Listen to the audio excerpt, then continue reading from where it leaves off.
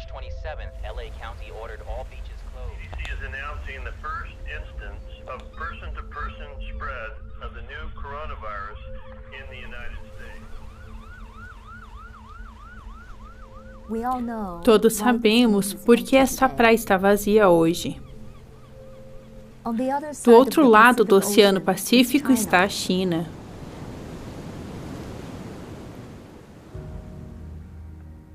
Costumava ser um dos lugares mais fascinantes do mundo. Pelos últimos 40 anos, a América teve um sonho para esta terra. Os Estados Unidos farão todo o possível para trazer a China à Organização Mundial do Comércio. E será uma sociedade mais aberta, uma economia mais aberta. Agora, estamos acordando deste sonho. A China não quer que a verdadeira história seja contada. E isso mudará como o mundo vê a China pelos anos que virão. E com certeza teremos aprendizados. É um desastre natural? Ou alguém é responsável? Quando a liderança chinesa soube que o vírus poderia ser transmitido entre humanos, estão tentando esconder algo? E o que a liderança comunista fez quando o vírus estava se disseminando pelo mundo?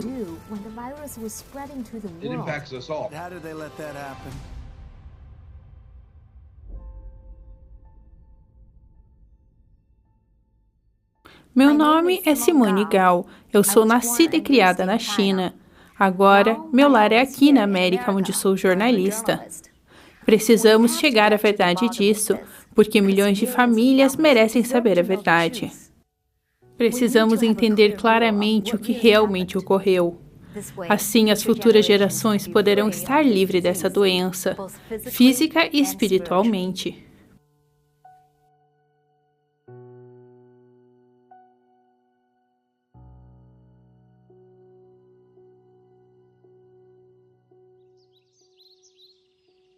O vírus se iniciou nessa cidade, Wuhan.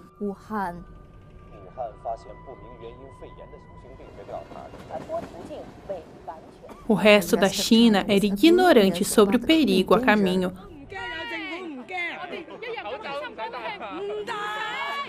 Até o presente momento. 9h50 da noite, segunda-feira, 20 de janeiro de 2020.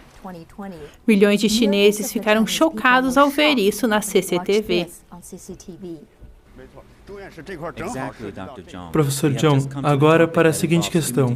Há alguns dias não podíamos confirmar ainda, então hoje, depois dessa reunião, quanto à transmissão entre humanos, qual é o veredito agora? No passado, dizemos que havia risco. Agora temos a informação de que, com certeza, é transmitido entre humanos. Dr. John Nanshan é presidente do time especial da Comissão de Saúde da China investigando a epidemia, e a CCTV é a maior rede estatal da televisão da China. Essa foi a primeira vez que a China oficialmente reconheceu que o vírus poderia ser transmitido entre humanos. A pergunta é, quando o Partido Comunista Chinês, ou PCC, soube?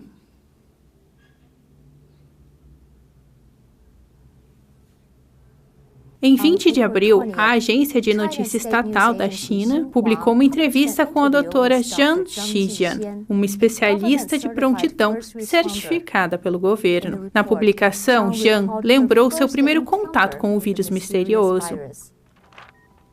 Em 26 de dezembro, uma mulher idosa deu entrada no hospital de Hubei para a medicina tradicional chinesa e medicina ocidental integradas. Doutora Zhang, diretora do departamento respiratório do hospital, lembra de uma mulher ter sintomas sérios: febre, tosse e dificuldades para respirar. Parecia ter uma gripe ou pneumonia comum, mas seu raio-x não afirmava esse diagnóstico. No dia seguinte, o hospital recebeu outro paciente, o marido da idosa, que possuía sintomas similares. Doutora Zhang começou a ficar alarmada, sabendo que o filho do casal tomou conta deles quando estavam doentes. Ela insistiu que ele fosse avaliado também. Seu raio-x também mostrou resultados parecidos. Foi quando lhe ocorreu. Não poderia ser coincidência que 3 pessoas na mesma família tivessem a mesma doença. Ela sabia que a doença deveria ter se espalhado entre eles. Então, em 27 de setembro, Doutora Zhan informou isso à sede local do CNEP chinês, ao invés de usar um sistema de informação online feito especialmente para doenças infecciosas. A China havia gastado 4,2 milhões de dólares nesse sistema, depois da epidemia do SARS de 2003. Na teoria, autoridades médicas de elite poderiam saber sobre novas doenças de qualquer lugar do país entre 2 a 24 horas após a descoberta. Ainda assim, como um membro leal do Partido Comunista, Zhan só revelou a informação a escalões mais altos do governo e de maneira antiquada. Ela seguiu a linha do partido, escondendo informações do público. Ela só deu a entender que algo estava diferente quando exigiu que a equipe médica na ala aumentasse suas preocupações. Nos próximos 2 dias, até 29 de dezembro, o hospital recebeu outros 4 pacientes com infecções similares nos pulmões. Todos trabalhavam no mercado de frutos do mar de Huanan e conheciam uns aos outros. Agora que haviam 7 pacientes similares, o hospital se pôs em alerta. Naquele dia, às 2 da tarde, uma reunião de especialistas do hospital chegou a uma conclusão preliminar. Este vírus pode ser transmitido entre humanos. Doutora Zhan disse a Xinhua que perguntou várias vezes à família se estiveram em contato com o mercado de frutos do mar. Nenhum deles jamais havia ido àquele mercado, nem possuía nenhuma ligação com ele.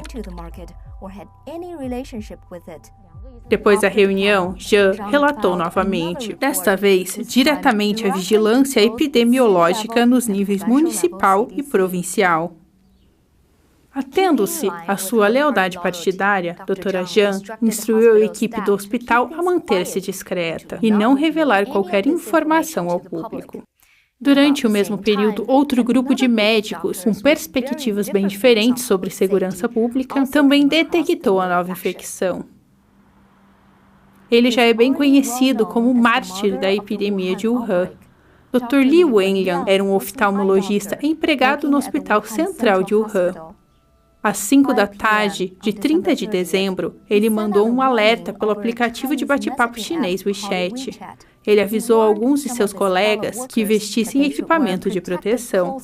Isso para evitar contágio após 7 pacientes do mercado de frutos do mar de Huanan exibirem sintomas como os da SARS. Sua falta de senso político recebeu consequências severas. Tarde, na noite de 31 de dezembro, por volta da 1h30 da manhã, Dr. Li foi chamado ao escritório da Comissão de Saúde de Wuhan para interrogatório. Depois do amanhecer, seu chefe mandou que escrevesse uma carta publicamente, repudiando o próprio comportamento. A partir de 2 de janeiro, a CCTV, rede porta-voz do partido, transmitiu repetidamente uma série de programas condenando quem espalhasse boatos. Qualquer um que compartilhasse informações sobre o vírus foi definido assim, inclusive o Dr. Li. No dia seguinte, em 3 de janeiro, a polícia deteve Dr. Li e o obrigou a assinar uma declaração, admitindo que havia quebrado a lei e seriamente abalado a ordem social. A CCTV atacou o Dr. Li antes dele ser obrigado a assinar o documento. Por que a mídia estatal agiu tão rápido e deu tanta importância ao aviso do médico no WeChat? Conversei com Frank Chin, um especialista na China e um dos mais atentos observadores da pandemia. Li Wenli somente enviou uma mensagem aos colegas nas redes sociais. Por que a CCTV respondeu tão rápido e tão drasticamente? Todos os canais da CCTV passando esse tipo de mensagem combinada, uma forma centralizada de condenação pública, essa não foi uma decisão de baixo escalão. Foi algo que o nível mais alto da direção da CCTV decidiu. E a CCTV é a principal porta-voz do PCC. É orientada por divisões políticas e legais. Então, desta perspectiva, mostra que nessa ocasião o PCC já sabia o que estava ocorrendo e fizeram esse plano coordenado. A falta de obediência política do Dr. Li gerou punição. Dra. Zhang, por outro lado, por sua lealdade ao partido, foi condecorada pelo PCC por ter dado o primeiro alerta sobre a epidemia, exceto que seus avisos foram absolutamente ignorados. Vejamos a postura que o regime tomou ao invés. Em 31 de dezembro, a Comissão Municipal de Saúde de Wuhan anunciou em seu website que o mercado de frutos do mar de Huanan estava ligado a vários casos recentes de pneumonia. Disseram que investigações preliminares não mostravam sinais claros de transmissão entre humanos. Afirmaram ainda que nenhum profissional de saúde havia sido infectado e que a doença poderia ficar sob controle. Essa postura seguiu por 20 dias, apesar de diversas evidências provando o contrário.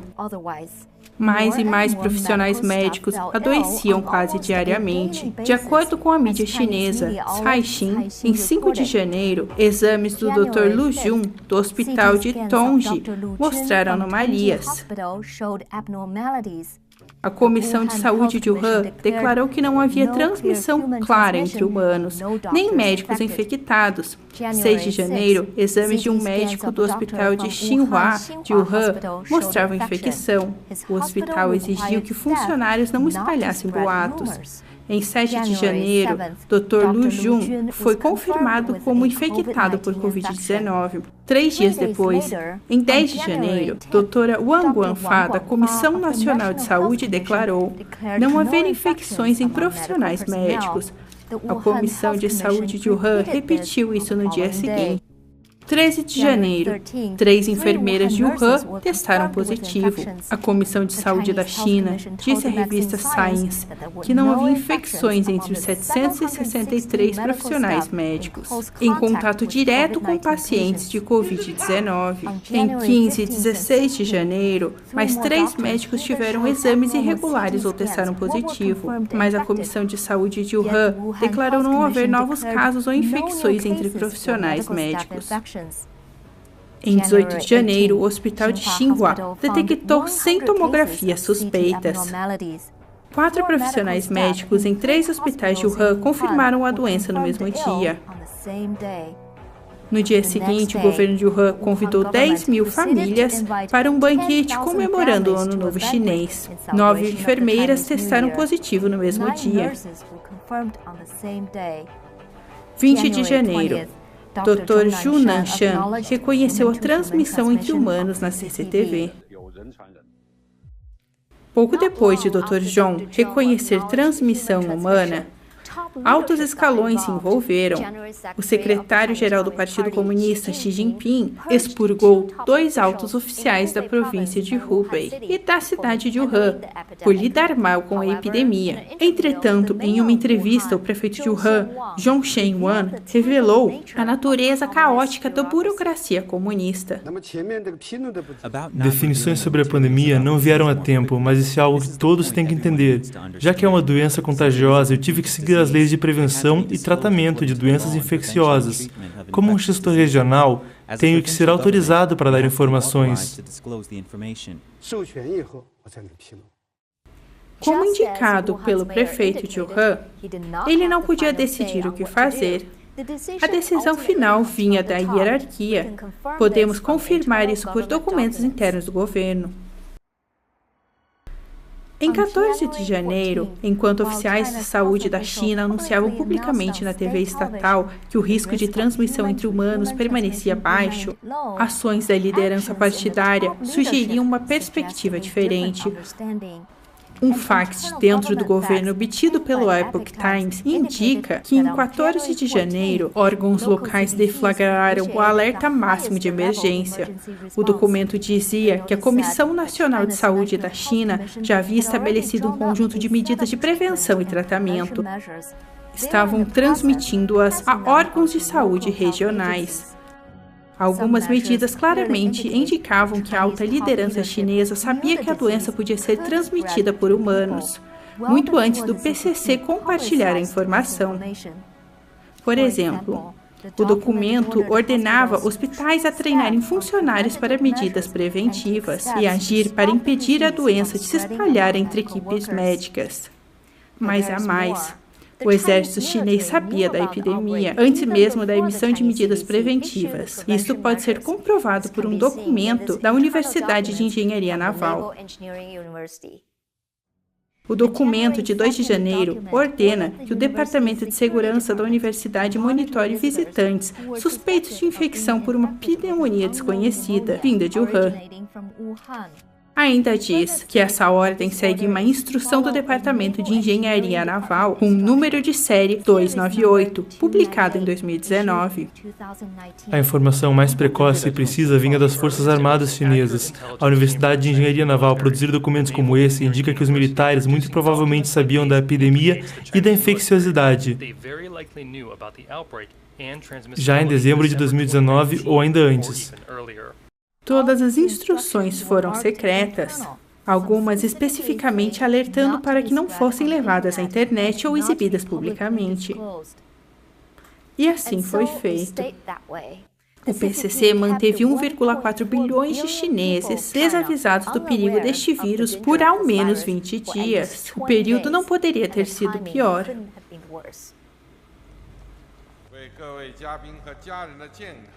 Em 7 de janeiro, Xi Jinping ordenou a informação da epidemia não deve afetar a atmosfera de felicidade e paz das festas. Que atmosfera festiva era essa? Nessa época, a menos de 2 semanas do Ano Novo Chinês, centenas de milhões de chineses estavam indo às suas casas para o maior feriado da China. Trens, ônibus e aviões estavam lotados. Afinal, esta é a maior migração humana no planeta. Em Wuhan, o banquete das 10 mil famílias ainda estava marcado, enquanto 5 milhões de pessoas estavam saindo da cidade para destinos para todo o mundo.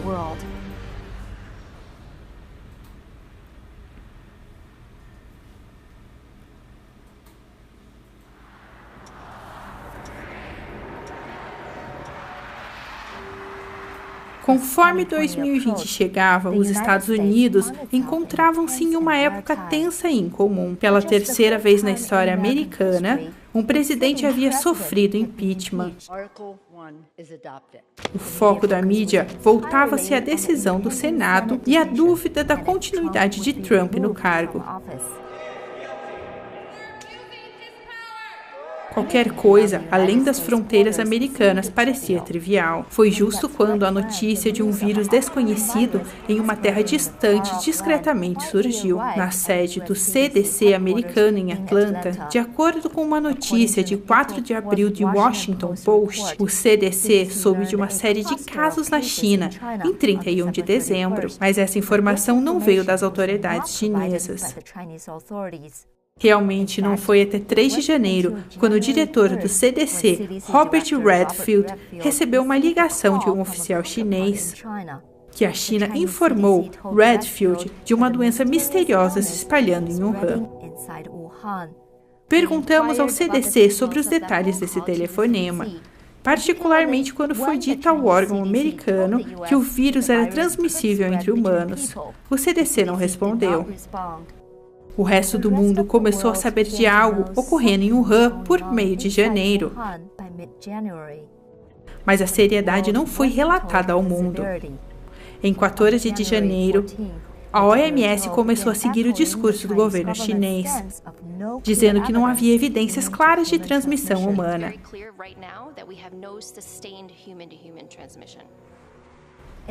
Também recomendou não cancelar viagens. A OMS manteve sua postura sobre a natureza limitada ou não confiável da transmissão humana até 23 de janeiro, 3 dias depois de a China confirmar que ocorria. Enquanto isso, nos Estados Unidos, em 18 de janeiro, o presidente Trump foi finalmente informado com detalhes por oficiais da saúde sobre o coronavírus. Ele havia recebido informações da inteligência antes disso, rastreando a disseminação do vírus na China e depois em outros países. De acordo com o Washington Post, as informações não previam a data de chegada do vírus nos Estados Unidos. Também não continham recomendações de medidas a serem tomadas por oficiais de saúde. No entanto, houve aviso de que oficiais chineses pareciam minimizar a seriedade da pandemia. Uma semana após, o presidente Trump proibiu viagens sino-americanas. Sua proibição foi uma das primeiras no hemisfério ocidental. Oponentes políticos o criticaram por exagero e por ser racista ao banir viajantes chineses. Só a história comprovou que a medida não foi exagerada ou precipitada, afinal. De acordo com a Veriflight, uma companhia chinesa de dados aéreos, até meio de janeiro, cerca de 4.000 pessoas já haviam entrado nos Estados Unidos diretamente de Wuhan. Somente em janeiro, cerca de 381.000 pessoas voaram diretamente da China para os Estados Unidos. O que é ainda mais preocupante é que após a China se fechar internamente, a saída de pessoas do país não diminuiu. Em 23 de janeiro, Wuhan foi a primeira cidade a entrar em lockdown. As demais províncias da China seguiram o exemplo antes de 10 de janeiro. Sob o lockdown completo, os chineses não podiam se deslocar pelo país, mas ainda podiam ir ao exterior.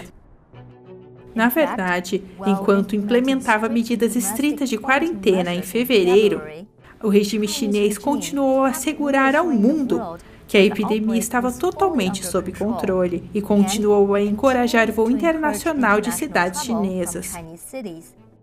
A mídia estatal chinesa Xinhua confirmou isso em 6 de janeiro.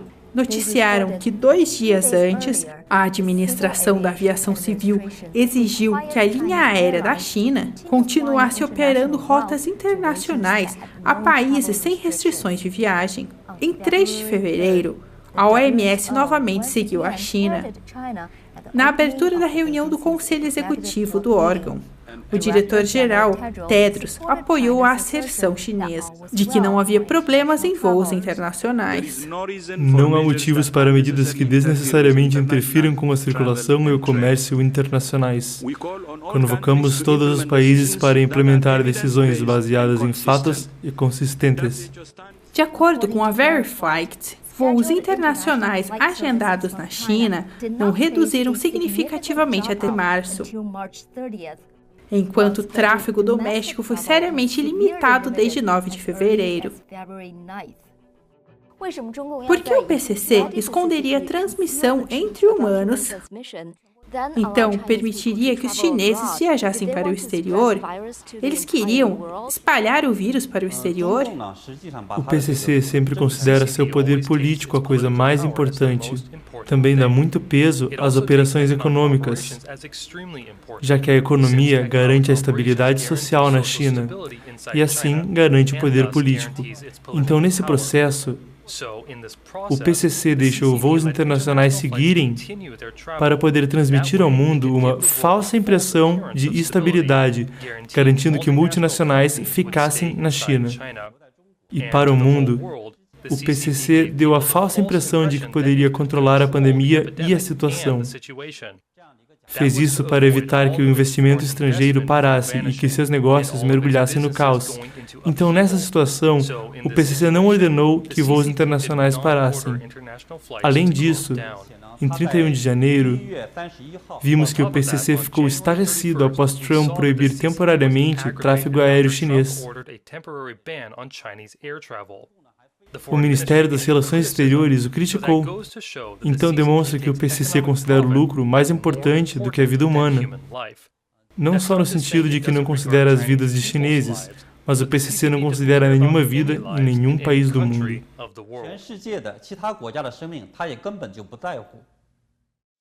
Como discutimos, as razões práticas para seu silêncio, como manter as aparências para que investidores estrangeiros não se assustassem, quanto a se havia intenções mais sinistras, como propagar o vírus para o mundo,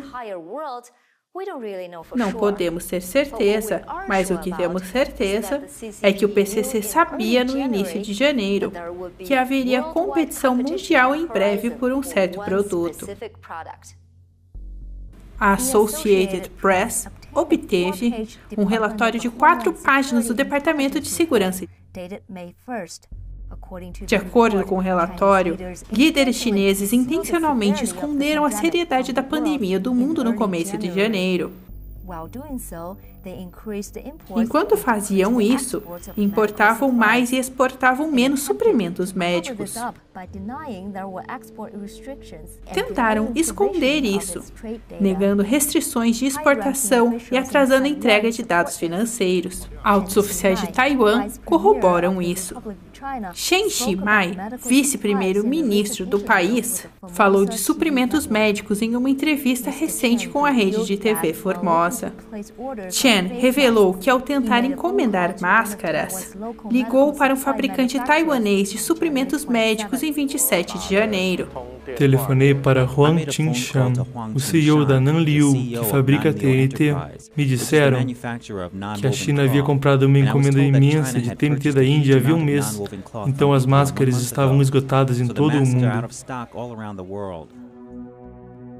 Em 14 de maio de 2020, o FBI emitiu uma declaração sobre uma nova investigação.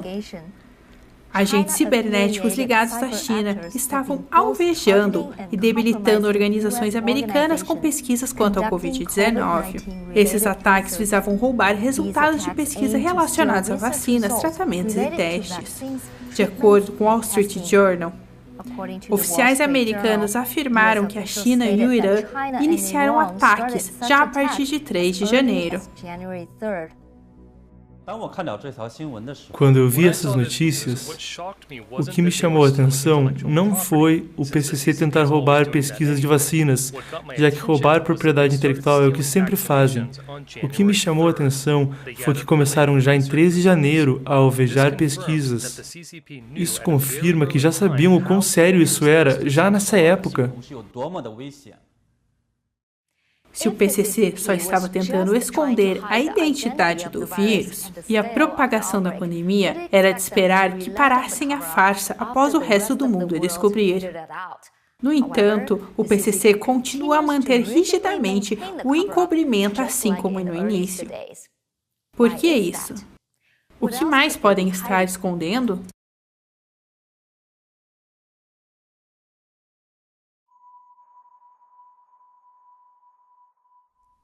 Véspera de Natal. Era um dia normal em Guangzhou, uma metrópole portuária ao noroeste de Hong Kong e no Rio Pérola. Naquele dia, a Vision Medicals, uma companhia de tecnologia genética, fez uma descoberta crítica. Receberam uma amostra do fluido de um paciente de Wuhan. Nela havia um coronavírus similar ao SARS, que lembrava o vírus do SARS de 2003. Sendo preciso 81% de semelhança. Tempo era essencial para divulgar a informação. Em 27 de dezembro, o laboratório repassou os resultados ao Hospital Central de Wuhan por telefone. Todos enviaram o genoma quase completamente sequenciado ao Instituto de Patologia e Academia Chinesa de Ciências Médicas.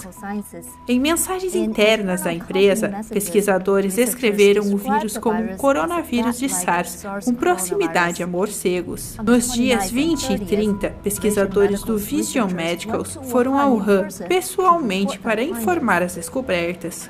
Compartilharam todos os seus resultados com os líderes do Hospital Central de Wuhan e a Vigilância Epidemiológica de Wuhan.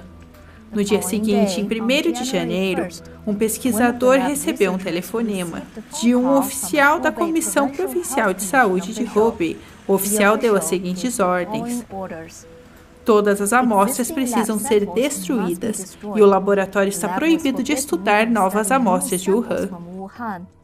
Todas as análises, documentos ou dados não podem ser levados a público. Por fim, quaisquer descobertas futuras devem ser levadas somente ao governo. Então, em 3 de janeiro, outro laboratório fora de Wuhan recebeu amostras do Marco Zero, um centro clínico de saúde pública de Xangai. Começou a sequenciar o genoma. 2 dias depois, em 5 de janeiro, o centro clínico completou o sequenciamento, confirmando uma nova forma de SARS jamais vista antes. O centro clínico informou isso tanto a Xangai quanto às comissões nacionais de saúde. Relataram que a doença era similar ao SARS.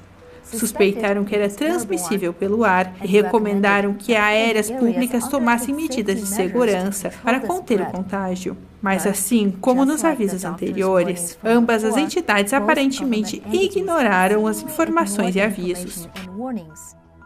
Após quase uma semana sem resposta de qualquer órgão estatal, em 11 de janeiro, a equipe do Centro Clínico tomou um corajoso passo e publicou a sequência do genoma online pelo viralogic.org e pelo GenBank. Foi a primeira vez que o resto do mundo pôde ver o genoma completo do vírus. E como esperado, o laboratório da equipe foi fechado no dia seguinte. O que ocorreu à Vision Medicals e ao Centro Clínico de Saúde Pública de Xangai não veio de ordens avulsas de autoridades chinesas. Na verdade, autoridades médicas chinesas aumentaram a proibição para todo o país já em 3 de janeiro. O que o sequenciamento do genoma pode revelar, porque as autoridades chinesas estavam tão determinadas em destruir amostras e sequências do genoma. Falei com Stephen Hatfield, ex-pesquisador do Instituto de Pesquisa Médica de Doenças Infecciosas do Exército dos Estados Unidos. O que a sequência do genoma revela pode revelar a identidade do vírus e a sua data de origem? Sim, basicamente. Ter a sequência do genoma de qualquer vírus permite encontrar sua árvore genealógica. E já que as mudanças ocorrem em diferentes vírus em determinados intervalos, você pode pegar uma cepa inicial e uma cepa nova e pode comparar as mudanças que ocorreram e as mudanças aleatórias. É quase como girar o relógio para trás. Você pode ver quantas novas mutações ocorreram nesse vírus em comparação ao vírus mais antigo. E você pode ir voltando atrás e estimar quando essa nova cepa surgiu.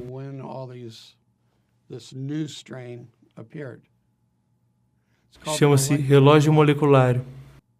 Dr. Hatfield disse que, estudando a sequência do genoma, podemos estimar quando o vírus surgiu. Pesquisadores no Reino Unido fizeram exatamente isso. Em 17 de abril, o Daily Mail, da Inglaterra, reportou que um time de pesquisadores da Universidade de Cambridge coletou dados sobre o possível início da pandemia. Sua análise concluiu que o contágio começou em algum momento entre 13 de setembro e 7 de dezembro. Em 5 de maio, o Science Direct publicou um artigo de um grupo franco-britânico de cientistas sobre pesquisa filogenética, que observa o desenvolvimento de organismos específicos. Sua estimativa sugere que a pandemia começou em algum momento entre 6 de outubro e 11 de dezembro. Coincidentemente, em 9 de maio, a unidade londrina de checagem de notícias da NBC relatou uma análise que corrobora esse período. A notícia indicava que não havia uso de celulares disponível em um setor de segurança máxima do Instituto de Virologia de Wuhan, de 7 de outubro a 24 de outubro de 2019. Foi sugerido que pode haver ocorrido um evento de risco em algum momento entre 6 e 11 de outubro. A reportagem diz que, neste período, acredita-se que estradas foram bloqueadas para impedir movimento próximo ao laboratório. Verificamos os relatórios do trânsito de Wuhan durante o período. Desde que os Jogos Mundiais Militares ocorreram em Wuhan, de 18 a 27 de outubro, o governo local isolou uma montanha chamada Bashafan, bem ao fundo do laboratório de virologia de Wuhan. Entretanto, as datas de isolamento não coincidem com as datas informadas, sem atividade de telefones celulares. Assim, é improvável que a competição tenha influenciado a atividade telefônica na área. Se há evidência de um fechamento do laboratório, fomenta a teoria de que a China cometeu um erro atroz. Como o presidente Donald Trump apontou, de fato, o Departamento de Estado recebeu avisos de funcionários da Embaixada Americana em 2018 que o Instituto de Virologia de Wuhan era displicente com a segurança e carecia demais de técnicos adequadamente preparados. Os chineses já haviam mesmo pedido ajuda americana nesse sentido no passado. Então, isso indica que um vazamento acidental do laboratório seria possível? Até agora, não encontramos provas concretas nem de um fechamento do laboratório ou de que o vírus acidentalmente saiu do laboratório. Mas precisamos explorar esta possibilidade simplesmente porque a liderança chinesa revelou que há algo errado com laboratórios chineses.